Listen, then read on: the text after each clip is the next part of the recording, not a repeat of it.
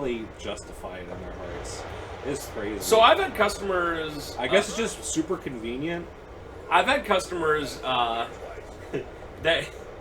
There was a guy the other day, he was interested in getting a PlayStation Portal, which I have one, and I use it when I'm not able to be around the PS5. Like I'm watching the kids downstairs. Anyway, and I'm like grinding FF7. And he was talking about how like he never gets physical games, and literally the entire reason is so he doesn't have to change the disc. And I'm like, dude, like, that is like a pretty darn lazy reason. Oh, Edge Cloud is coming up. Yes, he is. Yeah, corporations are really abusing the fact that people are lazy to their benefit. Because corporations want to push digital for very obvious reasons. You know the other thing, and this is totally within companies' rights, and this isn't about video games. This is not about video games. But when a certain deal for a store or in this case it's a fast food business that exists in real life, when certain deals are only available online or on the app, that's really effing stupid. Like, I get what they're trying to do. They're trying to get people to sign up for the app, but like, here's a for instance. Taco Bell has, and I've said this 100 times, fast food is getting to the point where it's like unattainably expensive for a family with kids. It's like, so expensive and it's so crappy now. It's like, who buys this? It's crap? different. It's different if things were getting more expensive. And oh yeah, Cloud just literally murdered that guy because reason. That's their teen amount of blood that they allow. It'd be different if it was like, okay, it's getting more expensive, but it's just as good. But like everybody knows, everything's getting smaller. Like you get a sandwich, you get a Big Mac from McDonald's, and you're like, this is like pretty tiny. I'm a big guy, I'm kind of chubby, but like, bruh, come on. Everything's becoming less. Anyway, so like Taco Bell's one of the few choices where generally you can still get a bunch of food and be like, okay, well this is crap. It's literally crappy food that's gonna make me feel like crap, but it's gonna fill us all up, right? And they have on their app, they have this actually really good deal. It's like $20 for a family of 4, and it's like a bunch of pretty good food. It's like a bunch of Crunchwrap Supremes and gordillas and blah blah blah. But it's only available if you do it on the online thing, and I'm like, man, if I would have known this for years ago, I would have freaking just done this. But like, why is this a thing where I have to put it in and then drive up the drive-thru and say, hey, I'm Spencer, I put it on an online order, and they go, oh, okay, cool, we'll get it ready for you. Why? Why do I have to do it? Like, why is it only for this freaking online thing? It's not like they make it ahead of time, right? Because they only make it when you show up, which I understand, because if they made it ahead of time, it'd be nasty. But that's just so frustrating to me. That is really awkward and annoying. And, like, I was telling Ash, I was like, dude, if we're ever just, like, lazy, like, and don't, you know, we just need a quick meal for the kids, and, like, we don't feel like, you know, making something from scratch, it's like, that is a great deal. But, like, why did I not know about this? Because it was only on the app. I don't know. And I heard that a lot of places do that, like McDonald's does that as well. It's like, why do I have to have now I mean, the apps are free, but why do I have to have an app for everything so I get the best laid deal? I guess it's one of those, like, consumer focus test things where it's like, oh, if you have the app on your phone, you're gonna see the logo and be like, oh, let's get McDonald's. That's literally it. Before I turned off the notifications for the Taco Bell app, it was like twice a day, it was like, hey, are you hungry? And I'm like, how do Americans just, and I say this as someone who is not skinny, how do Americans ever not be obese? Like, you drive, like, our main road that the store's on, 272 is what it's called, like, within 3 miles, you pass, let's see, from our store heading towards Lancaster, you pass a Burger King, a KFC, a McDonald's, a Wendy's, a Sonic, and potentially something else that I'm not thinking of. Isn't there, like, more stuff in that little strip mall, too? Yeah, I'm just like thinking. I'm just thinking of the big fast food options that are, like, very easy. They have drive-thrus, blah blah blah. And, like, how are you literally supposed to not just be obese when that's a thing? Like, you can't just drive 5 minutes down the road without seeing all these awful options. But then these awful options are like, hey, buddy, you'll get a better deal if you get the app. So then you're seeing the logo for Taco Bell all the time, or Wendy's, or whatever, right? It feels bad, man. And then, like, if you want something somewhat healthy like Subway, like, a foot-long sub now at Subway's, like, $13. Yeah, and it's no like, thanks. okay. It's like Subway's not even good. It's like, No, I'm not but it was something that I would pick up for the family if I was like, guys, I really, really don't want to get us McDonald's. Can we get Subway? But now it's like 3 subs, no drinks, no anything else, $40, and it's not even like I get premium stuff. It's like I'll get a, I don't know, chicken BLT, and it's like great, $15. And yeah, it's and like, F. And like 4 minutes from us, near the major highway entrance, there's a Arby's, a Taco Bell, there's a new Popeyes Another there, McDonald's. Another McDonald's. Apparently they're also, this isn't like fast food, but I think they're opening up like an Outback Steakhouse I think there. it's a Texas Roadhouse. Whatever, the same thing. Which is essentially the same thing, yeah. It's like, first of all, that road is awful. I never go there anymore. There's also Walmart, like, literally. I only go there at really off hours, if at all possible. Like, I would never go there at, like, 5 p.m. It's like, it's so insane how much junk they're putting in there, and, like, the road is so congested all the time. Yeah, I am not a fan of it, but also it's just like, that, and that's on the other side of town. So you cannot drive 10 minutes any direction without having 5 to 10 choices of really bad for you fast food. And then people are like, why Americans are fat? And it's like, huh. And you ask, like, how are Americans not fat? And the answer is, everyone's fat. Yeah. It's like, we already lived that dystopian. I want to be clear, I am not skinny. I'm also not. I'm always skinny trying at all. I'm to, fatter like, than Spencer. I'm always trying to, like, do stuff, and I'm, like, relatively active, and I do eat fast food once in a while. I'd be honest, I'd eat fast food more often if it wasn't so effing expensive. So, you know, just for what it's worth. I guess that's actually been the best thing.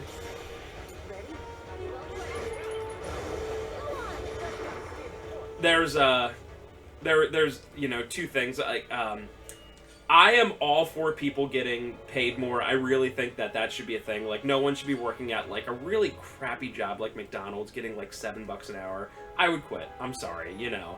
So they should get paid there. But the funny, by the way, what Trevor's doing right now in the game is just going around collecting, like, a whole bunch of, like, mana. And then he uses the mana to move stuff around. Anyway, so there was this whole thing where one of the things with my group of friends that I always like to get in arguments about is tipping, the tip culture, which, like, the second you say it, like, Americans are, like, more divided on that than literally anything. Like, any subject, either someone's going to be like, I always tip extremely well, or someone will be like, I think tipping is, like, theft. Like, pay your employees, right? Like, there's, like, really no in between.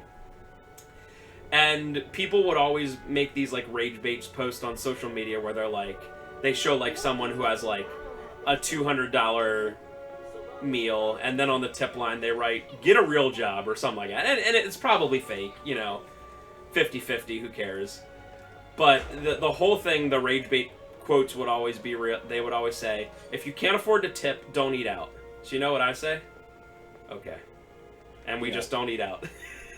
It really is just okay. I was like, all right. I mean, can we afford it with the tip? And I want to be clear, when we go out to eat, whenever it's like the kid's birthday or a special event, I'm like, you guys want to go out to eat? And they always pick the most 10-year-old choices. They're like, Chili's, Applebee's. I'm like, whatever, dude. And, like, I want to make it clear, every time we go out to eat, I tip. And I tip, like, at least $8-10 because I realize it's tough. But it's also one of those things where if tipping wasn't a thing, like, would we eat out more often? I think so. It really comes back to both those scenarios, you having the tip and also everyone getting paid, like, very little and everyone should be paid more. It all comes back to how corporations are the worst. They get away with paid waitresses and waiters, like, literally, like, $3 an hour because it's like, you get tips, bro. Yeah, I think it's $2.83. It is the most baffling thing. How did that get passed through, like, I mean, I guess America is just bootlick corporate central, but it's like, how did that get passed? How did it get passed as a law? And then the other thing is that if you get paid more, then corporations are just going to be like, well, we have to make more because we have to endlessly make more money because shareholders aren't going to be happy if we don't. So if we pay our employees more, we're just going to have to charge more for everything anyway. So it literally does nothing. It's like, thanks. Thanks! For some reason, I don't know if this has always been the case. I mean, I assume it is. But I never paid attention until, like, 10 years ago. But for some reason, shareholders, like, just expect... And when I say shareholders, I mean, like, big shareholders. Like, I own Apple stock. I own, like, a couple Apple stock. I'm not a shareholder, in my opinion, right? Anyway, they expect, like, every single month... Or, I'm sorry, every single quarter... to be, like, better than the last. It's infinite growth for just infinite growth, right? And it's just like, that's not possible. Even like Nintendo as a video game one is doing pretty good right now, right? Like, they can't possibly always have infinite growth. That is not possible. And they I don't know, they just expect just like, and the thing is, graph go down a little, I'm out. Yeah, you know, that's like, the thing. what? It's like the shareholders don't have any loyalty at all, and if the graph goes down even slightly, they're just like, yep, I'm gone. See ya. You didn't do the thing I asked you to do. It's like, what are you expecting? Yeah, that would be like, hypothetically, if our store was on the market, and they were like, hey, I noticed that your sales from quarter 1, which is January through March, is down compared to quarter 4 of last year, which is October through December. I would be like, yeah, because Christmas. And they'd be like, well, what are you going to do about that? I'd be like, have you been in retail in January? It's like the worst month. But like, they don't like have any chill on that, you know? It's just like, graph go down, it's like, yeah, and then they're it's like, not Christmas. I'm gonna pull out my $100,000 investment. Pay up, please. It's like, oh, yeah, we're screwed now. Yeah. That's why, if there's anything that's ruining the world, it's not explicitly the corporations. It's explicitly the shareholders and shareholder culture, dude. And they do literally everything humanly possible to placate them, and it's like just the worst. Yeah, because you'll have like trillionaires like Larry Fink just being like, okay, see ya, I'll take my $1 billion elsewhere. It's like, no, Larry senpai. Yeah, my biggest thing, since we're just on money stuff, I'm fairly middle of the road about a lot of the stuff. I generally take a stance of just leave people alone and let them be happy, as long as they're not hurting anyone, right? But I'm really, I don't trust any government at really any level. I've seen some things. All the stories that Spencer tells me, and we've said over the thing, it just seems like if you're anything more than just like the most common citizen, the government is just the most annoying thing ever. I've seen things you people wouldn't believe, like Tears and Rain. Anyway, that was my Blade Runner reference. Okay. What now? Oh crap! I forget what I was saying because I saw the cute little guy. Doesn't matter at this point. Dude, he is so edge.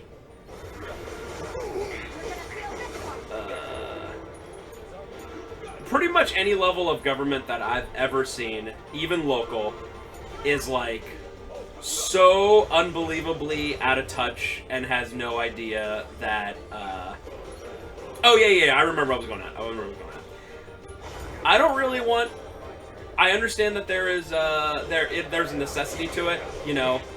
Like we're putting in a fence in the backyard, and it's been the most annoying thing because we had to like go through all this nonsense and make sure we did everything exactly by the book because there's like a sewer line out there and you don't want to hit it, and whatever, and I get it.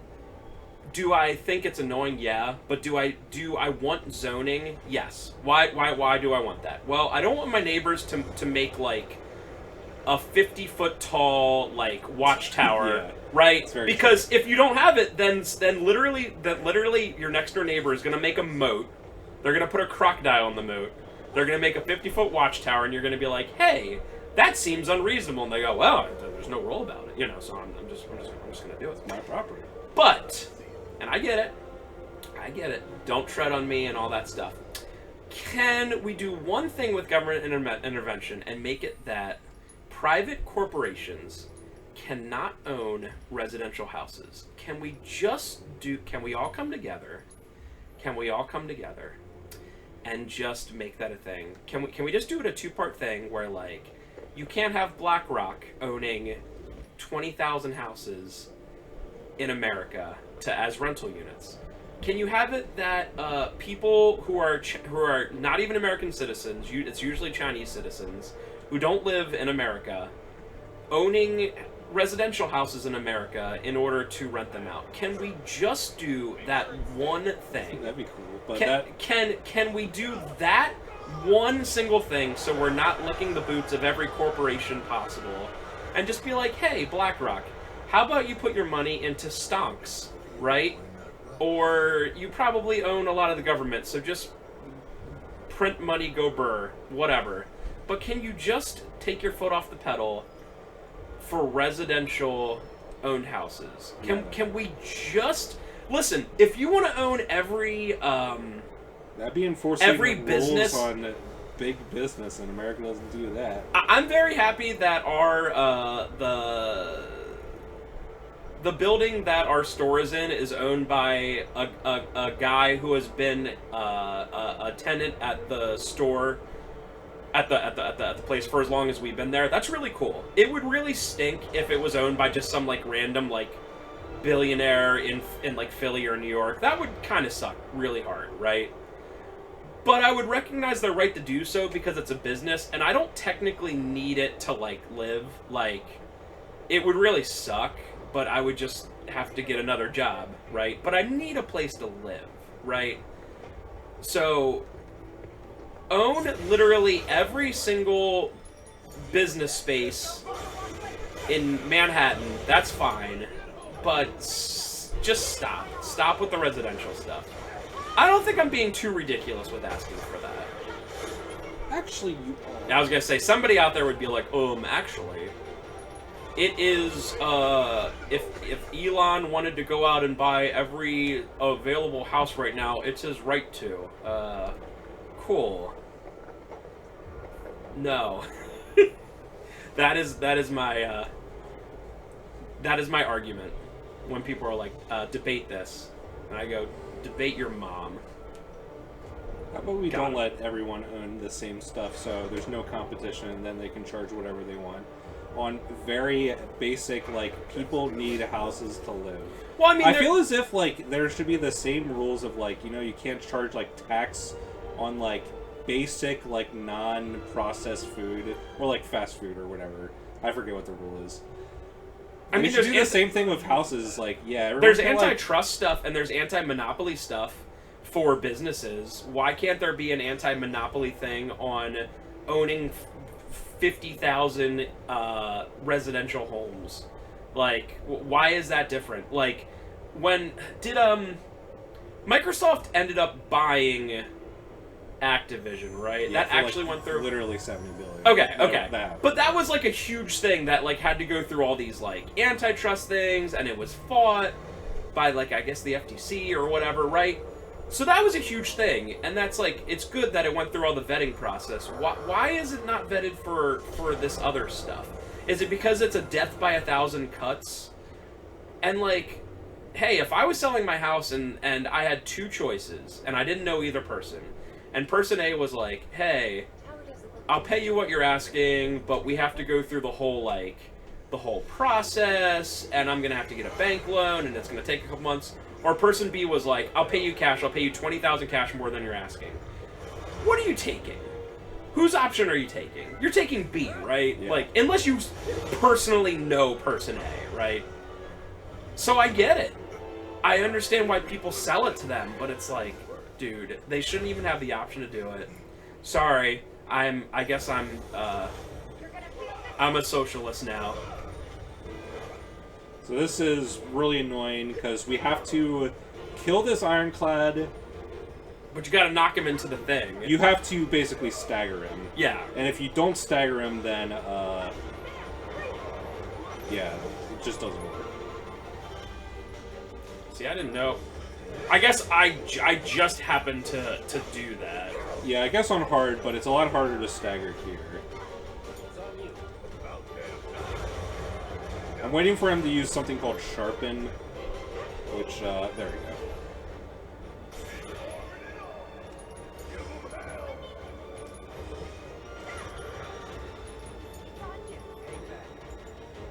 I still want to do a decent amount of damage. This guy has so much HP. I just did 17k and did like 10% of his health.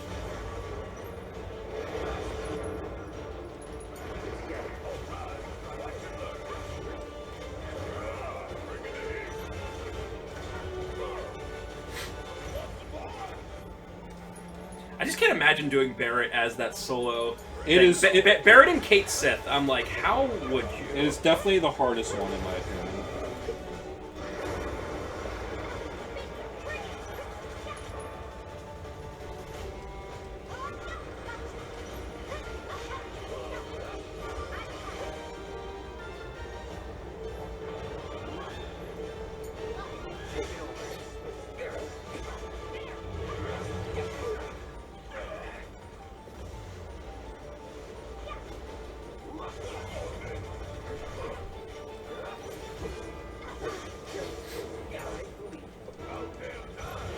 Yo, so speaking of things that are annoying, my friend last night, who's in my oh! That was awesome. That was cool.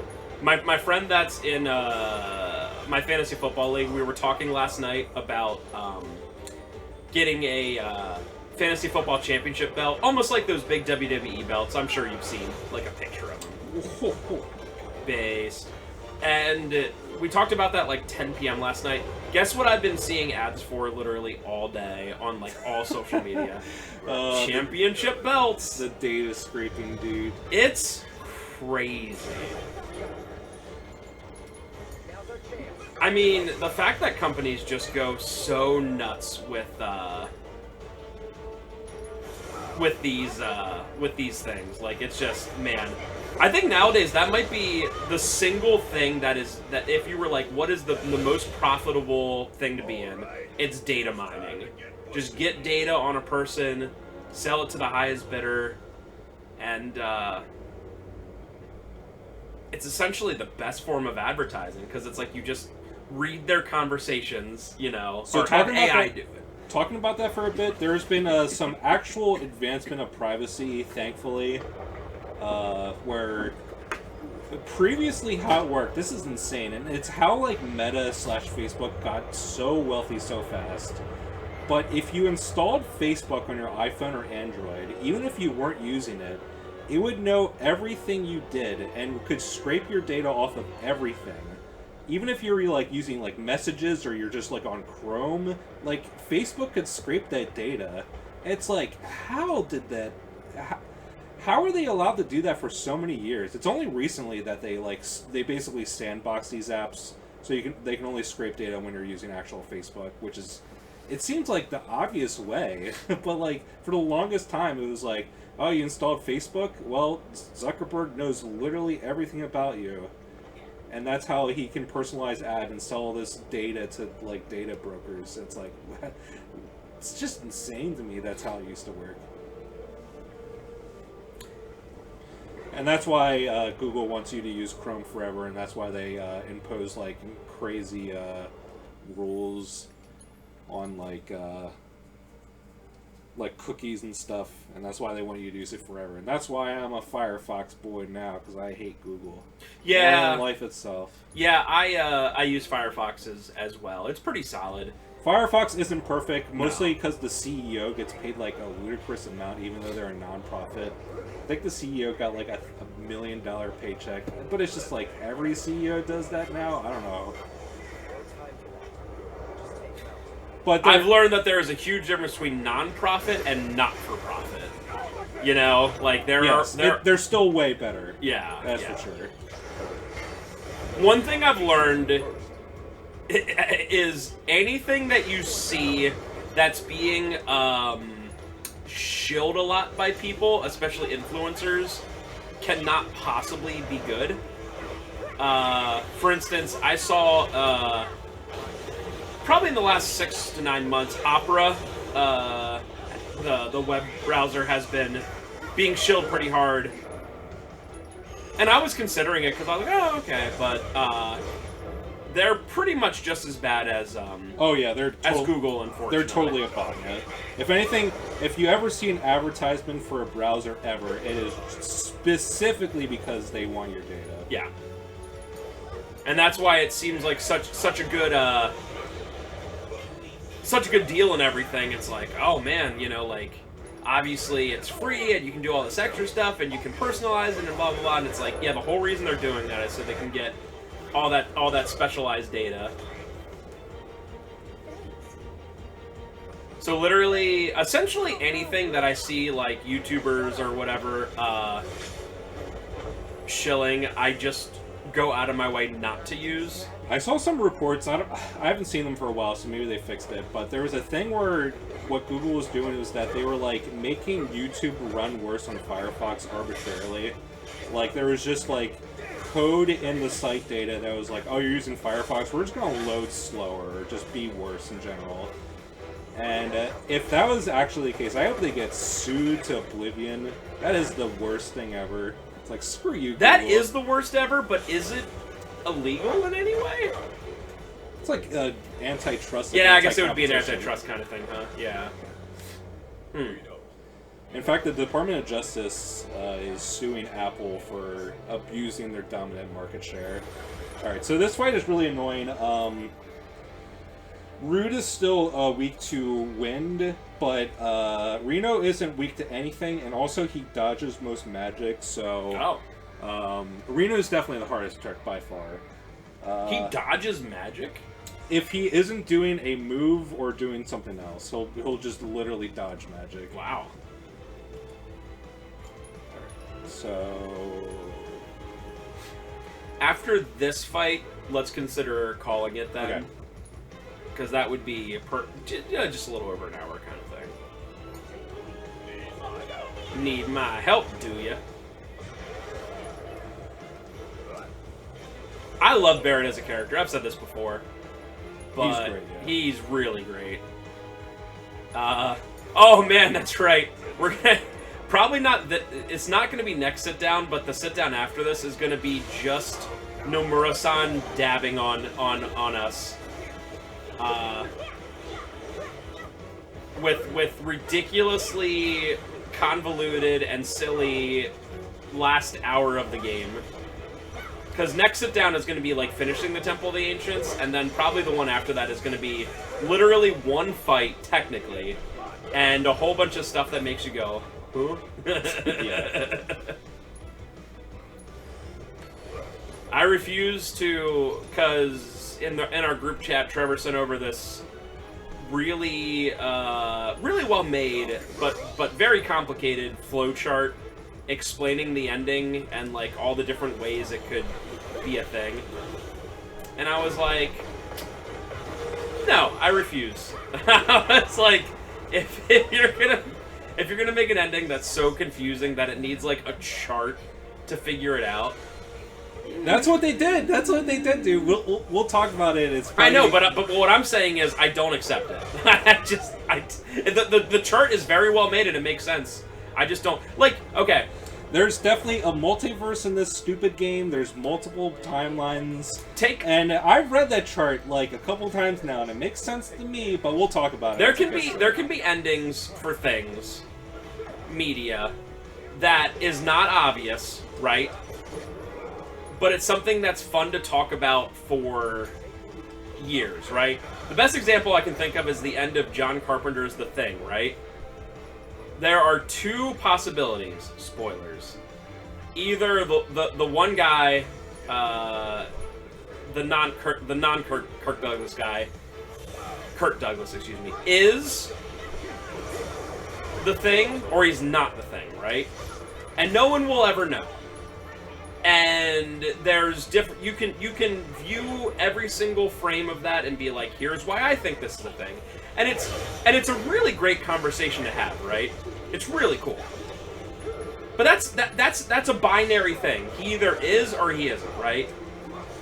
But with this Final Fantasy one, and we'll go through it, you have to talk about multiple universes.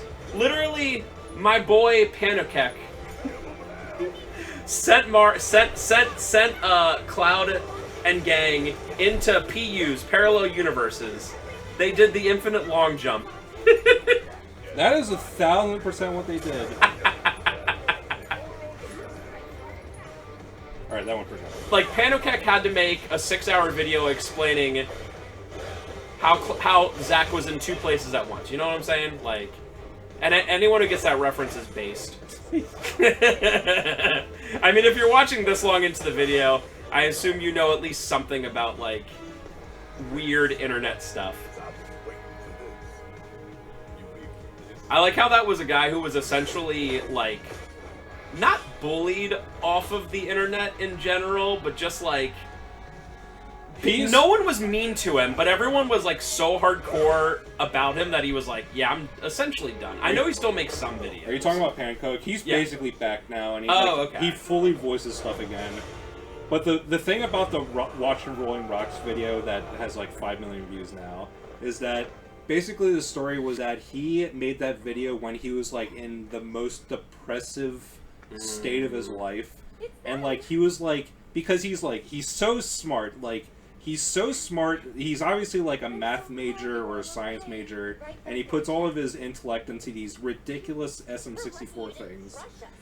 And I think what he was doing was that he was literally, like, creating, like, the perfect video to, like, he knew when to do jokes, and, like, he knew how to, like, entertain his audience, but, like, he did it in the, like, the most, like, depressed artist mode. And that's why he, like, never did another, like, long commentated video for, like, 8 years. Yeah.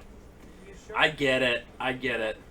Although, I just kind of wish a guy that smart was, like, working for NASA and trying to get to Mars instead of trying to get Mario to... I'll just use this okay. Alright. Mars. So, I'm really hoping we should be able to finish Chapter 13 next time. And then Chapter 14 is technically short, but has a lot of... It has a lot of stuff, story. But it literally has no gameplay other than boss battles. Very, very, very, very long boss battles, and many of them in a row. But they're pretty cool. So, alright guys, that means that most likely 2 sit-downs until the end, so... Oh, for sure. It's definitely not going to be one. Oh, let's go. We hope you enjoy, and we'll see you next time, guys. Bye!